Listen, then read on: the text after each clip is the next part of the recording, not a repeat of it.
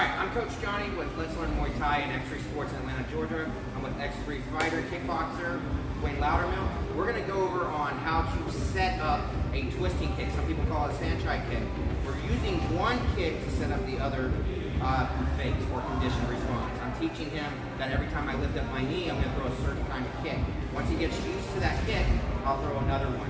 That way, that one will be a lot easier to land and more effective. So let's go ahead and start.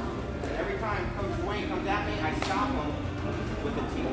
Every time, stop, tee. So now he starts looking for that tee. Whether he's going to draw his hands down, or he's just looking for a trap, whatever. As he comes in now, I'll come in with that twisting. So I'm setting him up, teaching him that every time I lift my knee, I'm throwing a tee. Now when I come up and lift my knee, then I'll come back up